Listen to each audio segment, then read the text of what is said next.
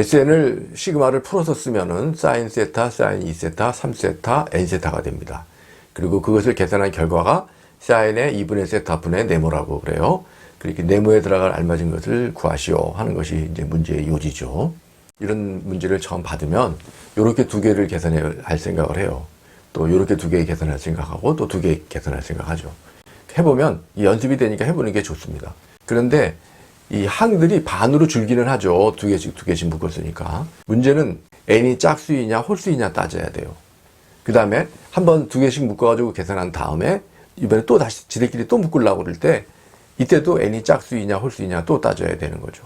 그래서 이제 경우의 수가 갈래가 복잡해지는 거고, 이 항수가 반반으로 줄기는 하는데 이게 끝이 없단 말이죠. 마지막 한 개 나올 때까지. 그러니까 뭔가 이거는 고장하는 길이에요. 그래서 여기서 이제 생각을 바꾸는 거죠. 여기 사인 2분의 세타가 있단 말이에요. 얘를 일로 이렇게 가져와서 곱해버리면 어떻게 되겠느냐는 거죠.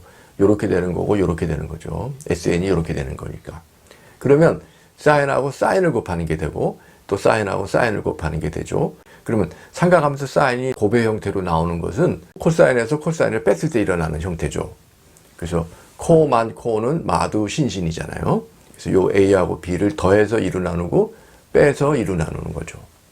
그러면 여기서 이제 거꾸로 사인이니까 요거를 이쪽으로 돌아가려면 마이너스 2로 나눠줘야 돼요. 그래서 이렇게 되고 코사인 A 마이너스 코사인 B가 됩니다. 그래서 요 공식을 써서 요 사인 곱해져 있는 걸 이렇게 코사인 마이너스 코사인으로 이제 풀어서 쓰는 거죠. 그러면 이제 플러스 마이너스 교차되면서 항이 지워질 수가 있거든요. 이 공식을 이제 아주 막힘없이 척척척 쓸 수 있으면 이제 상당히 실력이 있는 거죠. 자, 그런데 이 공식을 외우고 있더라도 여기에서 이렇게 오는 거는 둘이를 더해서 2로 나누고 빼서 2로 나누면 되니까 문제가 없는데, 이렇게 된 상태에서 이렇게 A와 B를 쓰는 거는 이거는 좀 간단한 문제가 아니에요. 예를 들어서 얘하고 얘를 생각해 보세요.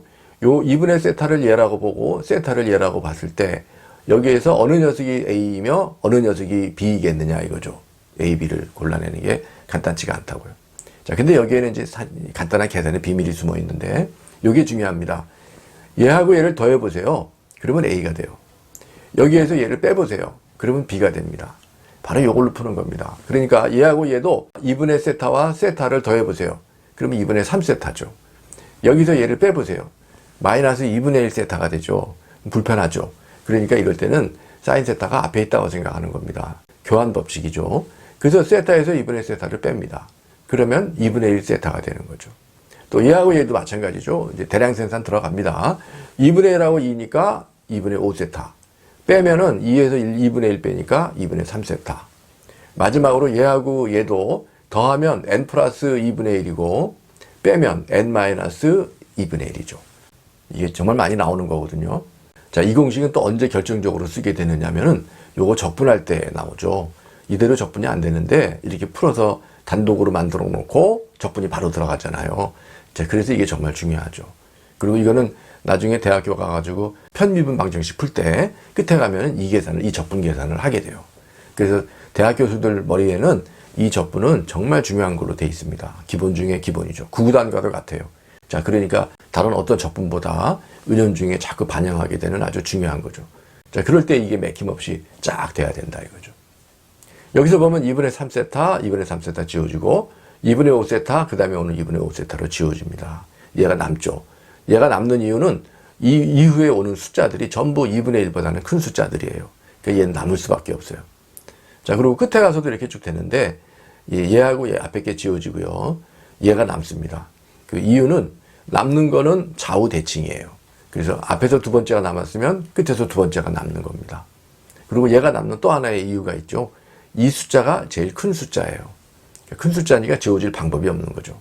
제일 작은 숫자라 남는 거고 제일 큰 숫자라 남는 겁니다. 그리고 이것이 항이 앞에서 하나 뒤에서 하나 남으면 그래도 괜찮은데 이 앞에서 두 개가 남을 때가 있어요. 그리고 뒤에서 두 개가 남을 때가 있죠. 자, 그랬을 때는 이제 이거 찾는 게 쉽지가 않단 말이죠. 그렇지만 좌우 대칭으로 남는다는 것을 알고 있으면 앞에서 몇 번째 것이 남는지를 안 다음에 마찬가지로 뒤에서 남는 것을 찾으면 되는 거죠. 자, 그러면 이 문제도 아주 편안하게 계산할 수가 있어요. 자, 이 문제에서는 아주 중요한 계산의 스킬이 두 가지가 들어가 있습니다.